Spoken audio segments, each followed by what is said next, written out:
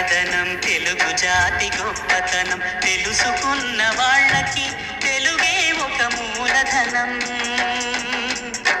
తల్లి తండ్రి నేర్పినట్టి మాతృభాషరా తెలుగు మరచిపోతే వాళ్ళని నువ్వు మరచినట్టురా.